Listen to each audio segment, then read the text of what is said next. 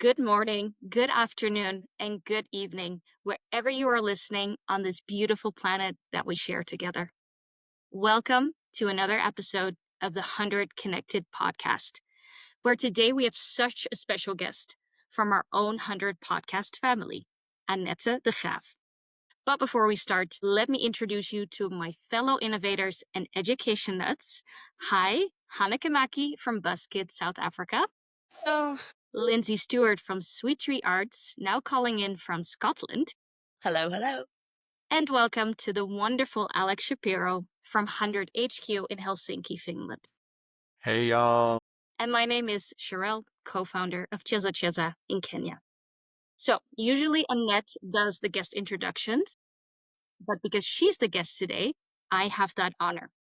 So today we are honored to welcome Annette de Graaf, educator, 100 innovator, writer, travel blogger, mother, and founder of her own school, Flow School.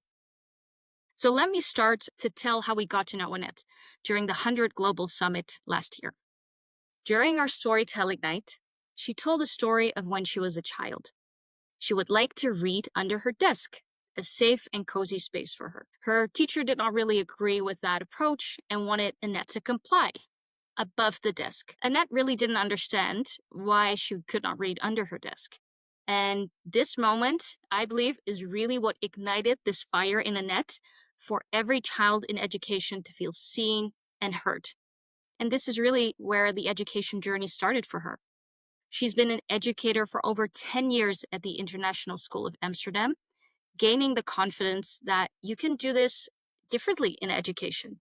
She then taught in Vietnam, blogged about her family adventures, wrote books about parenting, poetry, and a few years ago, she settled in Norway to start her own school, Flow School, sparking curiosities about all things engagement and flow in learning communities. I am sure we will hear more about this incredible education product in her own words. So please, Annette, welcome and feel free to share about how your fire for education got ignited and how you are changing the way we do things in education. Welcome. Chanel, wow. Thank you. It's so weird to be on the other side now. Still the same chair, same room, but that was lovely. Thank you so much for that. And that is where we met each other, right? In the 100 headquarters office in Helsinki. We were all there, all of us, and listening to each other's stories. And for me, being able to share my story, my fire with the fire pit behind me, talking about the fire of education inside of me. And exactly, it started when I was so young. I was 7 years old, 8 years old. And whenever I see a 7 or 8-year-old child or a child of any age, I see that fire inside of every single child. And I wish that somebody would have seen that fire in me. So it feels like my duty to recognize the fire, to admire the fire inside of children, inside of everyone. And that is like, it comes back in my books. It comes back in the colleague that I am, and at the moment, the educational consultant that I am here in the commune in Norway. It just comes back in everything that I am, my own fire is so important, but I really love admiring other people's fires. And it makes me really sad when I see that a fire is shrinking, when it's like getting less. So yeah, that is the mission in everything that I do, is to really let everybody's fire come to life again, or to nurture that fire inside of younger children, because they have that. They have such a big fire inside of them. And I think as adults, we need to admire the fire of children instead of trying to put our own expectations onto children. Yeah, so that is where it all started, and it's still going on now. So actually, nothing has changed. Admire the fire. What a good slogan. I love it. Admire the fire in children. And then, of course, the name of Flow School. So, so powerful. I was wondering if you were influenced by the book Flow. I've read some of it about the state of flow and the idea of being in flow. And what does that word mean to you, Aneta? Flow, the name of the school, the state of flow, what that means for you as a person and for your wish for children Talk to us about that amazing word flow. Yeah, I still remember the moment when the word flow became like, okay, that is going to be the name for our school. I was actually in an office in Vietnam talking with the coordinator of the school there. And I did not agree very much with the way things were going there. I did not feel seen and heard by the leadership team at all. And we already decided we're going to leave. This is not for us. It was just not a good match. Too like my mind is too wild and I don't want to be tamed. So that was like, okay, we're going to go. So I was talking with that coordinator about my plans to start a new school. And we were talking about like possible names. And I thought about the place to be, like in many different ways, to be, to really just to be yourself, to be creative, to be authentic, to be instead of to become, but really to be, to breathe. And we were talking about that. And I was explaining how I see that, how I think being, just really connecting with the moment is the best thing, I think, for your mental well-being, to be. And then I was talking about when you get into that flow state, that is something magical. When you don't think about yesterday, you don't think about tomorrow, you're really so drawn into that moment that you don't have any worries. And it feels like time is standing still or there is no time. That is just that magical feeling. And then when I was talking about it, and he was like, flow, that is beautiful. It's like, yes, it's not going to be the place to be. It's going to be flow school. And it just like that word is something that gives me goosebumps. And when I look at children, are they are like almost always in a flow state. When I see my 5-year-old playing with whatever he can find, he is in a flow state 24/7. But when I look around me at adults and I ask them, like, do you remember the last time you were totally absorbed in the moment?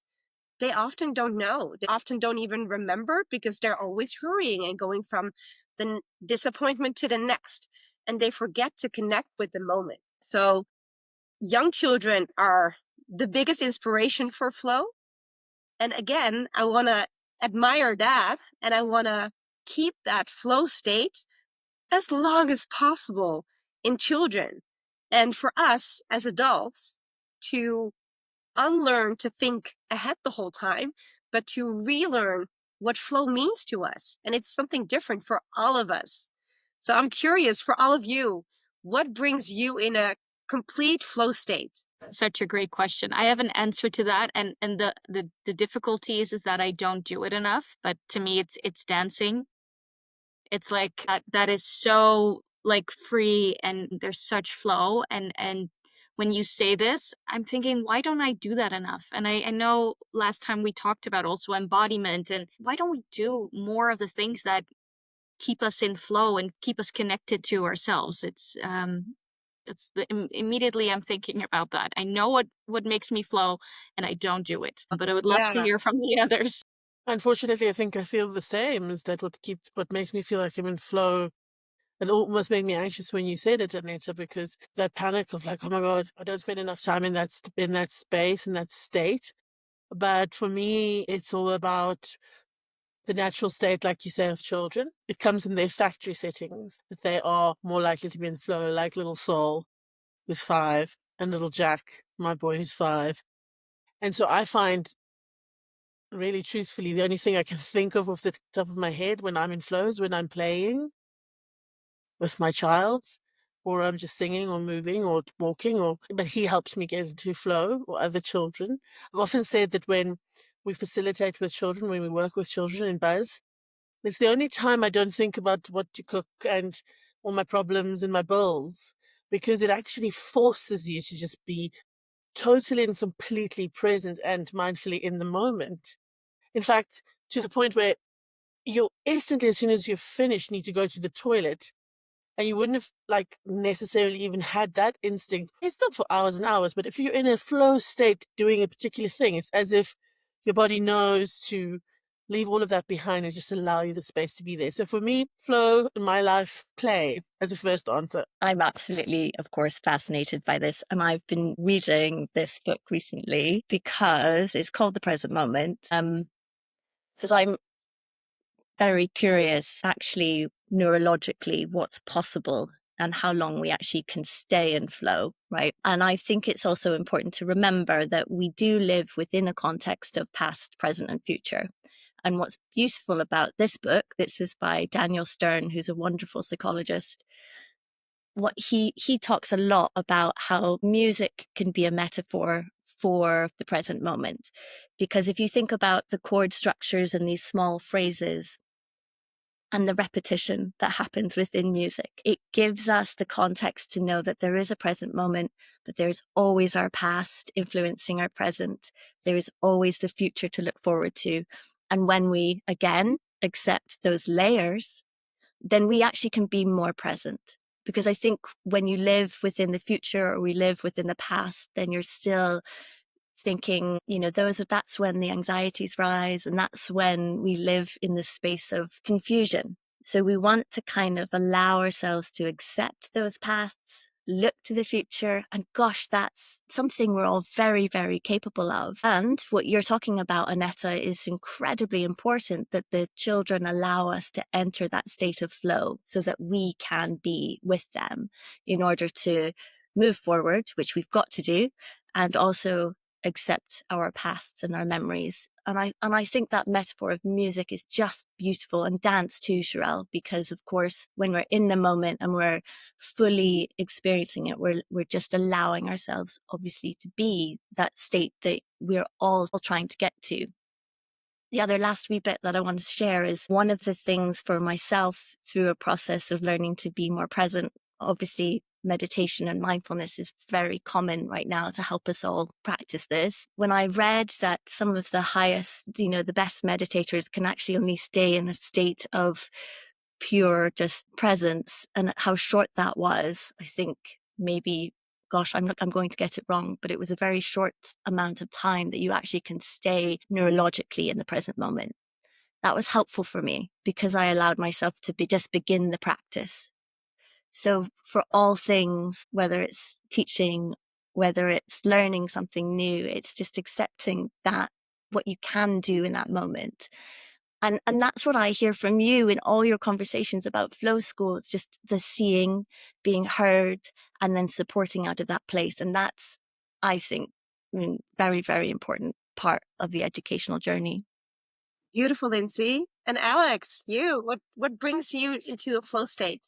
I've been thinking a lot along the terms of what Lindsay was talking about, and in our educational psychology courses, we talked a lot about flow, and not just flow, but also this kind of U-shaped curve that happens for everybody in life, right? Of how aroused we are, and I mean that in the physiological sense, and then also what kind of affect we have, right? So you can be bored, and then you can be a little bit interested in a positive way or in a negative way, or you can be super interested in a positive or a negative way. And if that's a negative side, then that's fear, that's disgust, that's kind of the thing that makes you turn in on yourself. But if it's positive, that's when you hit flow.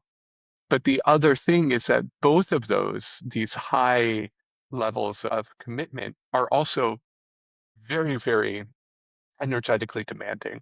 And so when I think back to when I get into flow, for me, it's when I'm teaching, and especially when I'm using these storytelling methods, these co-creative methods that I use with my students, because for me, I have to be aware of all of their pedagogical needs, but also I have to be aware of their social needs and figure out how to orchestrate something that's going to bring everybody together and help us build something that's really beautiful and useful at the end. And that is, for me, the kind of thing that enters flow, because if you think about what is required for flow, you need to be interested and it needs to be right at the level of your challenge to help you grow all of the time. But to learn that way is hard, right? And so when I think back to the days when I would do 6 lessons where we were building 6 different stories, and each of them I also had to make sure like we're not going too far and doing something crazy that I'm going to get a call from a parent about. I would get home at the end of the day and just collapse, right? I can't think. I can't even order dinner. That's how tired we are. And so those are the moments when I think teachers talk about how rewarding the job is. It's when you can access that. But one of my questions for you, Annette, is when we talk about flow and also when you talk about the fire that's inside, how do you consider the question of burnout, of doing it too much, of making sure that it's also balanced with these moments of reflection and calm and understanding that the fire is important, but you can't let it become too much. What's your thought on I think the fire of the children and the fire of the educators, the flow guides in our school, then, how we call them, is equally important. It really is equally important. So when we start our day, every single day starts with finding your flow. And that is sometimes hard for children and it can be hard for adults too. But you start your day doing something you truly love that makes you want to get out of bed. And when I was asking you all these questions and you were talking about flow, you had like this sparkle in your eyes. You had like this excitement. I can't see your heart, but I'm assuming your heart was like beating a little faster. You were excited for it. And Sherelle, you were even like, I should do this more. I can't wait. Maybe like, or you could picture yourself dancing and being in that flow state. So that is really how we start our day. That is so important for our mental health, and not just our mental health, but same what we were talking about last time, the mind, body, and spirit all together. So we really take good care of that by also understanding how important it is to check in with ourselves and to check in with each other. So the job of the flow guys is to really get to know every single child and to read their heart language, to read their flow language, what brings them into flow, but also model it yourself. So it's not just that you're managing their flow states, but you're also modeling that flow state yourself.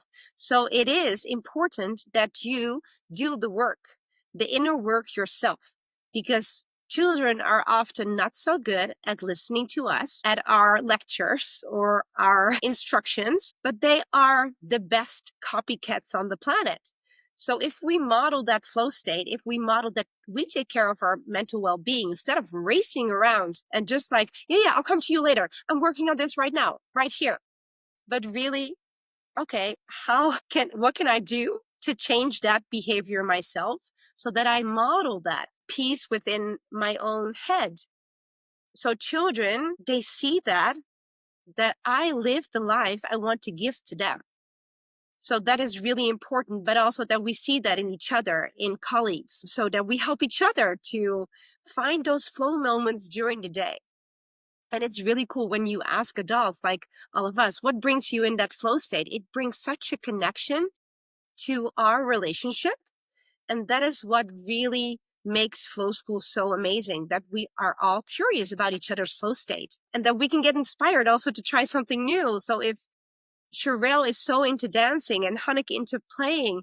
And Lindsay, I think you're so into reading, right? When you're reading, and Alex into teaching. And I think singing too, that we learn from each other and you inspire me to go dancing too. So it builds community to be really curious about each other's flow. And I think that is nurturing well-being so that we keep our fire because we admire each other's fire. There is this deep connection, the mirroring stuff we've talked about in the past, the sharing of ideas. That's like the deepest, highest part of learning, because you've got the emotional state happening in a really safe place and you've got ideas just like bouncing and you're just building off them. And for me, that's flow too. I really related to what you were saying, Alex. Like my flow state is absolutely in the classroom. And when it's happening, you're just all in it. And I remember really clearly a mum coming in at one point, when you're in flow state, you lose a sense of time. So at our school, of course, that can happen quite often. And this mum came in, she's like, I'm late for an appointment. And where's my child? And I was like, bounced out of the flow state. And I remember just this deep feeling of like, wait, you've got no idea where we all just were. And you can't share that unless you're all in it. And I think that's the piece we've been trying to get at as well. Like, what is it that you can't express it because it's implicit, right? So you can't verbalize this deep level of learning that's happening in the classroom, which you're nurturing, Annette. It's amazing that you're creating an entire curriculum and school system based around this idea of this highest form of connection with one another. And that is the very thing that allows us to learn at our highest level. That is where it all starts. So every day we start with that flow state, with that connection. And you can't be in a flow state the whole time, but we are facilitating it. We are inviting children to find their flow. After that, really learning can sprout. So it's planting the seeds. It's creating a safe space for seeds to grow and to bloom at some point. So the blossoming, the blooming comes after taking good care of our mental well-being, of our physical well-being. And that is what it all starts with. So after the flow start, we focus on our academics. It really is important that we don't just start with our academics. Like, you come from home, maybe you had a really rough start of the morning. Maybe your parents were fighting. Maybe you had a horrible night. Maybe you went to sleep way too late. We don't know. But if we check in with each other, if we connect with each other, we can understand, and we can help children and adults, because maybe they also had a fight. Maybe they were the people having that fight. You don't know. But if we do know, if we do create that safe space to really to land also between coming from home, coming to school, to build that bridge, a safe bridge, to really just to be and to feel those feelings. That's okay. We don't have to push them away. If something bad happened, a negative experience, we can talk about it, or not if you don't feel like, but it can be there. It is allowed to be there. We are allowed to feel those feelings. And if we invite our children by also sharing those emotions ourselves, that, like, I don't know, this morning was a hard start. I could not get out of bed. I think it is because I couldn't sleep well. My mind was just racing. I had too many thoughts. If we model that behavior, that we're open about that, during flow start in the morning, our children feel free to have a conversation with us too. Yeah, I had that too. Can I share that? Is that a thing that we talk about? So you create a culture of openness. You create a culture where it is very normal to talk about the amazing things, but also about the challenging things in life, because they help us grow. But if we expect our children to share with us what is challenging them, but we never share with them what is challenging us, our expectations are off. It doesn't make sense. How can we expect something from them that we don't model ourselves? So having that safe start in the morning is really setting the tone for the rest of the day, to really rock our academics, to embrace the challenges in math and in languages. And in the afternoon, when we have our flow frameworks, and they are very similar to the IB, inquiry-based learning frameworks. So that is a bit of an idea of how our day looks like. It feels to me like this feels, Annette, like the beginning of the answer of the transformation and revolution of education that is needed. It sits in that word flow, plus many other things that obviously we've shared here, but so brave, the reimagining of education itself. Like some of the concepts that you've introduced now, and some of the things you've said around arriving at school and taking the time to sit with emotions and not push them away. The old school person inside me that came through rigid education in South Africa starts to go, yeah, what if we waste time? Even though I know, myself personally, excuse me, the value of of checking in with the self and coming from the personal, and even going as far as the adult, the pedagogue, being able to be human and vulnerable and share what they might be struggling with. I think these are fundamental building blocks in the absolutely reimagination of education, because that's definitely on the cards in the world, and a conversation that we've had so many times. Excuse me, I keep coughing now. Yeah, and one of my questions that came up was like, how do you look at a person or a child, and what is your checkbox? But then I checked myself on that question. What's a checkbox to know Annette is in flow or Hanneke is not in flow? And then as you were sharing, you were already answering that question, that it's different for every person, what your flow looks like. So again, constantly even listening to you, questioning sort of the norms through which we view education and how we understand it to date. Is there anything that you can say that you'll be able to identify a person absolutely not being in flow? Is there an anti-checklist, or must we just move away from checklists completely when it comes to flow and just be comfortable in the discomfort. Yeah. So when you talk about that, like not being in flow, I think that is often labeled by educators all around the world as difficult children. And that word or like that label just makes me, I don't know, so uncomfortable and also really sad, because then you have never really tried to find the heart language of that child. And you have not really tried to get them to know that child, but you've put your own expectations on the child.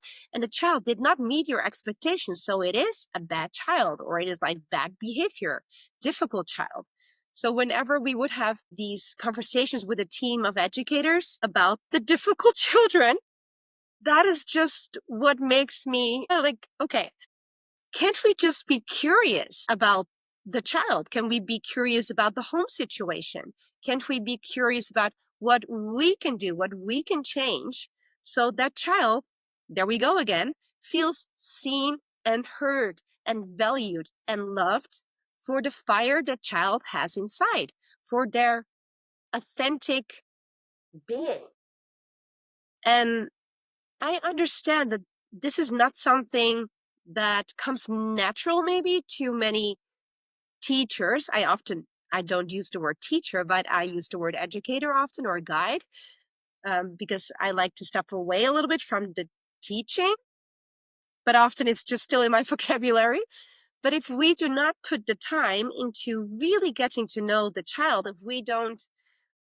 if we miss those opportunities to truly listen to what is behind the loud noise that these children are making, if we are not curious enough, and if we do not facilitate them to be in their flow state, I think we are failing as educators. So to answer your question, I think there is a flow state for everybody to find, but it comes easier to some children and much harder for other children. But we can help them. We can create that safe space. If they maybe don't have that at home, we can create that at school. And we can also help the parents, because maybe they have unlearned to be in a flow state.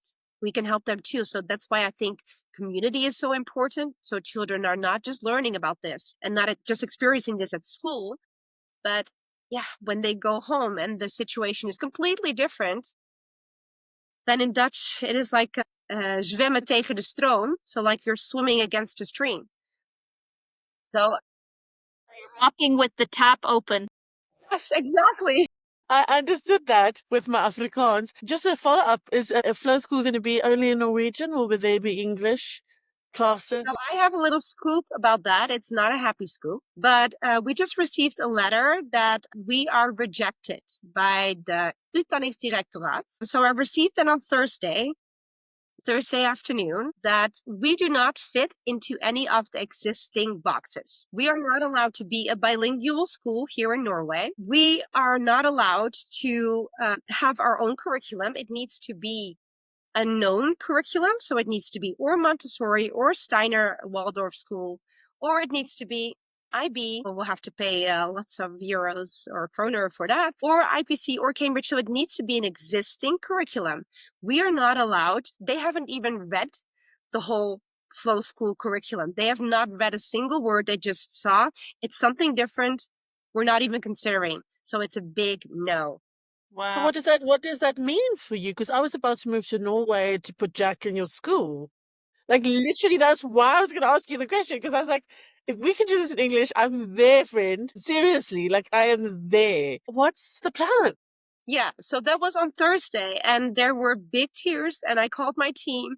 I was like, we just got this rejection letter because we don't fit in any of those boxes, and they haven't even read, like they haven't even checked all the work that we've been working on for a full year. So that was like the frustration and like the sadness, and also mostly frustration because I've been in touch with a contact person the whole time, and I've sent this person everything, and he said like, no, we can only officially judge it when you have when you have submitted everything. And it's a year and a half before the school year starts. And so we did everything. And then yeah, they didn't even consider. It's just like that.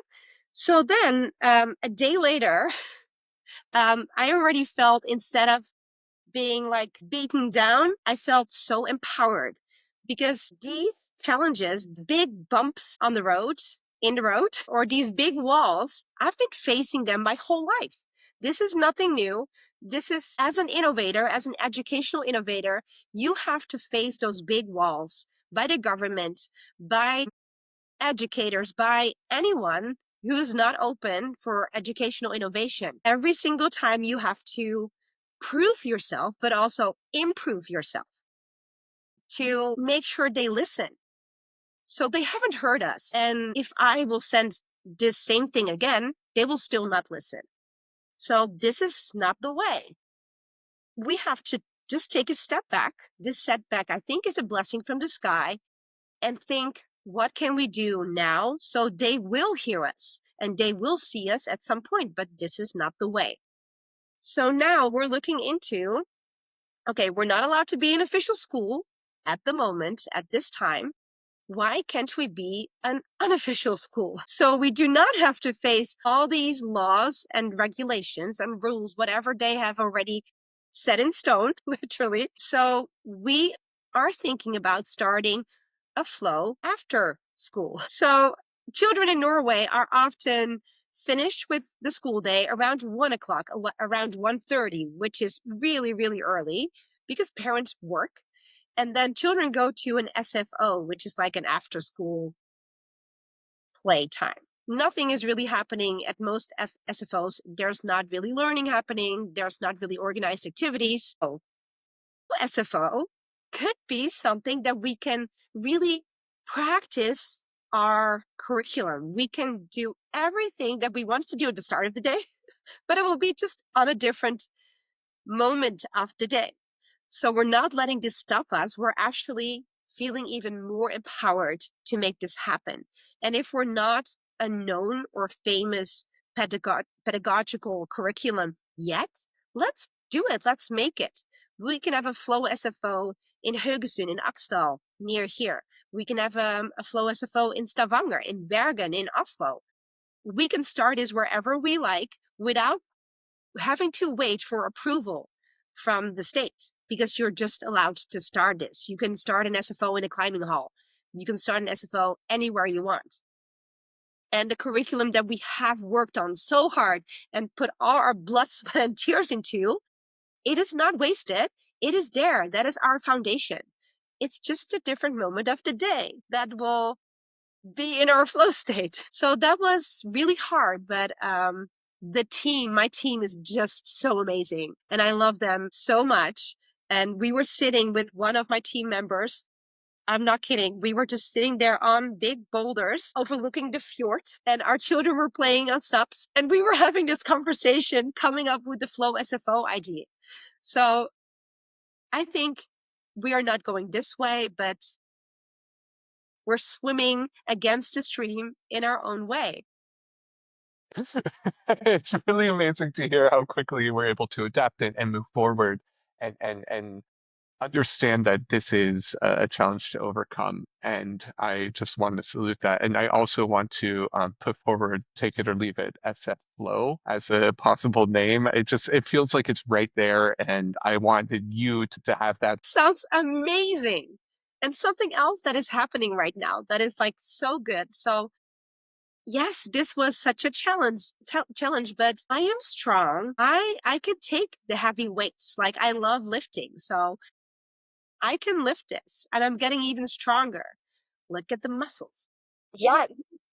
Annette, you just talk about modeling and fighting to be seen and heard. You are just exemplar of that. And again, to bounce as quickly as you did is real proof of the work that you have done and committed to yourself, of understanding who you are, where you're going to go, and what you know is true for your journey and the journey of the children you're advocating for. Exactly. Thank you, Lindsay. And the best thing about this is, at this point, I'm an educational consultant here in the area. So here in the area, people are really open for innovation. And I am actually helping one school to use my learning story to get a deeper connection with books. So my learning story was in English, was in Dutch, it was in Vietnamese, it was in Norwegian, and now it's even in Nynorsk, which is like a different Norwegian language. And that is so wonderful. So here in the area, people love thinking differently and really to challenge their own thinking and their own beliefs and their own patterns. What I've always been doing. Do I still agree with that? Is there something new? Can we try this? It will be hard, but let's do it. So yeah, this is something wonderful happening. So the community here is ready for something new. The government, not yet, but let's show them. Let's show them what we can do together. Yeah, I highly believe in that everybody has their own path. And when I hear your story and who you are, this is just part of it, right? Like you fight and you have fire and you see that certain things are not going well and you go against it. And that going against and creating something new will create some friction. But also when you say I'm in flow, it means that you're not fighting, you're not resisting. You're not surrendering. You're just like, yes, okay, that was not okay. We'll take another route, but we're still going. And I think, like you said, you'll come out of this so much stronger and with so many learnings. And this is maybe meant to come up from the community upwards, right? And that might be the journey for you. That is so beautifully said. And that is like when I was thinking about it, and I was talking with my own children, and especially with the two oldest, 11 and 10, like the 5-year-old, he's just happily playing. But our two oldest children, they are the ones that it hit me the most when my husband asked me, so why is it that you're feeling sad like the most about? What is the biggest reason you're feeling sad about the rejection? And I just broke when he asked me that, because flow school really is also for my own children. And because I really want this so bad for them. I want them so badly to feel seen and heard at school. I think that is so incredibly powerful. And I've seen it. I both had them in my class for both a year. Jules in 4th grade and Pip in 3rd grade. And by giving them, by facilitating that safe space to really make them grow their fire, and seeing the children that I have today, they have a huge fire and they are so authentically themselves wherever they go, wherever you put them. They were actually teaching about my learning story in Norwegian at this school the past weeks. They were just doing it because they admire their own fire so badly. And I do not want that fire to get smaller. And that is actually what I'm seeing at the current school they're in. And that makes me really sad. So I just told them, okay, this school is like a temporary spot because Flow School will open soon, and they couldn't wait. They were just like so excited for Flow School to open, and they were telling all their friends about it, and their parents, everybody's like, oh, just one more year in this school and then Flow School will open. So just thinking about that, it broke me that they cannot have this day education. They cannot like get out of their bed and start the day with Flow Start and then rock their academics and then do this curiosity-based project. And they were looking forward to that so much. So when my husband asked, like, what are you the most sad about? That was that I was like, I can't offer this to them in the near future. And yeah, that is like this vulnerability that I feel there because somebody else is telling me no, I do not have a say in that, is also like already turning into this moment of, okay, then they have this school in the morning that I do not have an influence like on. I cannot impact that. But then they'll come to flow school in the afternoon and will rock their mental well-being and will rock their academics after that. So yeah, it has been a little bit of an emotional roller coaster, but mostly the feeling of empowerment to make sure that these innovations are not just like going to have a spot there like on my bookshelf, but they will really come to life. but also for your own children, but also your inner child. Because when you Yes. talk about your own children, I think about your 8-year-old self, and I'm like, that's also who you're doing this for, and for all the future children for Flow, of course. It's much bigger than that. So Exactly. I was wildly trying to find a quote that I couldn't find, but it's something along the lines, Annette, when you talk about the fire and you talk about seeing one another. And it's really also from actually a Buddhist practice and Sharon Salzberg's loving kindness work, which again aligns with a lot of the things we're talking about. But the quote that inspires me so much is really about helping people come alive, because that's what the world needs most of right now, is that and that's that piece I hear you say over and over again, looking for each person to find their true self and their journey and their path. And the more of us that do that and stay on our path and follow our journey, the more we're all alive. And I love that idea. If I can find that quote, I'm going to share it with you, but it's that's the essence of it. And that's what I hear you doing. That sounded like a quote already. That was so beautiful. And that is so true. And that is like my eyes just, and my mind and my heart does that. When I see a person, I see a person. I see a person alive, a person with their own wishes, with their own past, with their own future. And I am just so curious about that person and what my role can be to make them even feel more alive. And it makes me sad when people have forgotten how to live. So yeah, that is a huge, exactly part of what you said, like a huge part of my time on this planet. Alex, do you think it's time? I was just thinking, Annette, you know exactly what question is coming, of course, but I also feel like we spent the last 45 minutes really digging deep into it. So I wonder if you could sum up your dream for the future of education. What is it? What is it if we even dig one layer deeper beyond finding the fire and beyond helping everybody find their flow? What is your vision for the future of education? SF flow or God? That is so amazing. I'm gonna share that with my team, SF Flow. Love that. So my dream for the future of education, I feel like, is that if we move away from just doing what we've always been doing, but really, truly, deeply think about what every single individual needs and is ready for to learn, I think that will be such a big game changer. That will change everything. If we learn or unlearn, actually, to just put a program onto children and look at the child first and not just say it. Don't just write about it because it's in all these websites, but then make it happen. Just really make it happen. Look at every single individual and admire their fire. Make their fire burn even brighter. And that light will inspire others too. So we'll have a world filled with light and kindness. Yeah, that is my big dream. I think that's a beautiful way to end this podcast. So thank you, Annette, for being our guest. It was a beautiful conversation, and I think a lot of people will be very much inspired by your journey and by Flow School, and are very excited to follow the journey along. So bye, Alex, Lindsay, Annette, and all our listeners. See you next time.